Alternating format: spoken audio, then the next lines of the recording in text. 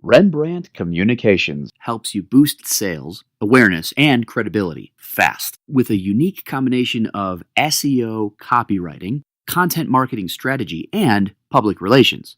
Visit RembrandtWrites.com for your free initial consultation today.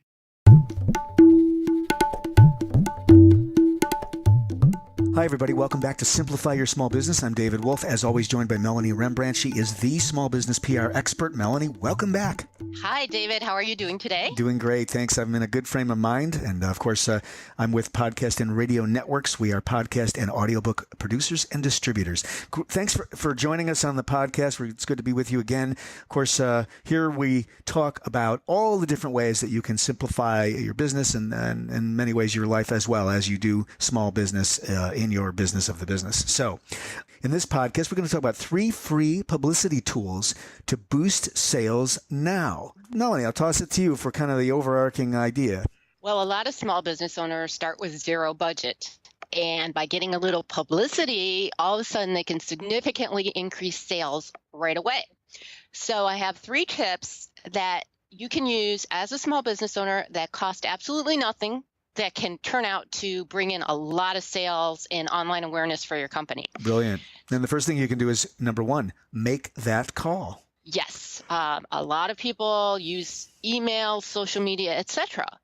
But what you do is you actually pick up the phone and you call your local media member that you've always wanted to talk to and basically introduce yourself.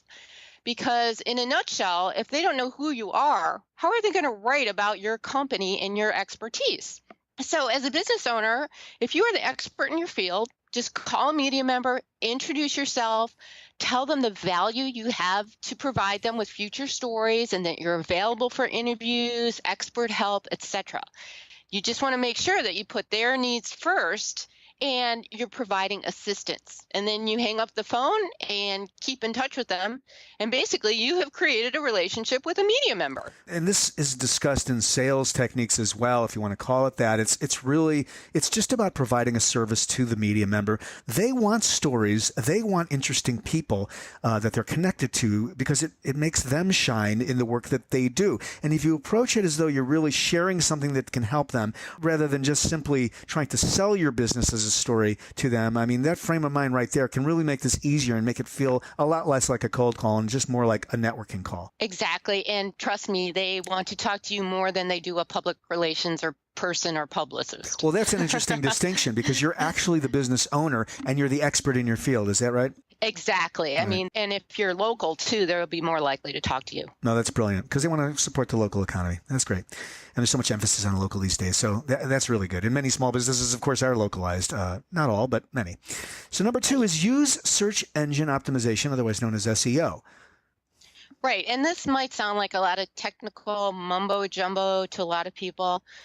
In a nutshell, basically think about what words your customers are looking for online to find you. Okay, so those are your keywords. And if you think about the customer and those words, try to use them in the content you use online, in your emails, etc.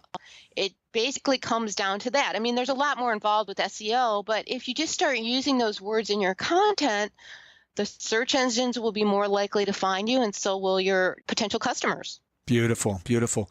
And SEO is a delicate balance, isn't it, Melanie? We've covered this in previous Simplifies where you don't want to stuff keywords, but there's this delicate balance about engineering paragraphs and sentences so that Google picks them up. Do I have that right? Right. It's quite an art, and you have to keep up with it because it's constantly changing. Mm-hmm. But as a small business owner, if you can't afford to hire an expert, just kind of use your keywords. So it's not overpowering. You're not stuffing keywords. It sounds good when you read it out loud. So that's a basic way to start with search engine optimization. All right, beautiful. And finally, number 3, Twitter away. Yes. If you are not tweeting on Twitter, you can follow various media members, see what they're talking about, and provide valuable information on a regular basis. If your customers don't use Twitter, You probably want to keep track of Twitter accounts of media members just to keep track of what they're saying, what they're talking about, so you can add value to the conversation. Mm, And if you really love Twitter, you have to be careful though, because it can be addictive and you can spend too much time on it. So you want to kind right. of keep an eye on it and, use it in a valuable way. So it's like a stream. And I like this idea you put forth about adding value to the conversation, not just tweeting to tweet, but really adding and sort of, I'll call it Twitter hacking a little bit. And what I mean by that, and I'm curious about your feelings about this, is that you said it. You're listening to what the conversation already is and finding a way to jump on board. Right. I mean, Twitter is a valuable tool if you know how to use it the right way. You want to provide valuable information if you are going to tweet, and you also want to follow other people and be social. After all, it is a social media tool. Mm-hmm. So you just have to make sure that you're using them the right way for your particular business goals. Not just blasting away, but really listening as well as tweeting. Excellent stuff. Simplify Your Small Business is the podcast. Melanie Rembrandt with me. She is the small business PR expert. I'm David Wolf at podcastingradio.com. We are audiobook and podcast creators and distributors. Thanks, everyone, for listening and staying with us on Simplify. Melanie, thanks to you. Thanks again. We'll talk to you soon. Podcast and Radio Networks produces and distributes podcasts and audiobooks for authors, speakers, entrepreneurs, and business leaders. If you're an existing podcaster, find out about our unique Grow Your Podcast distribution program to help you grow, connect, engage, and transact with your audience. Learn more at podcastandradio.com.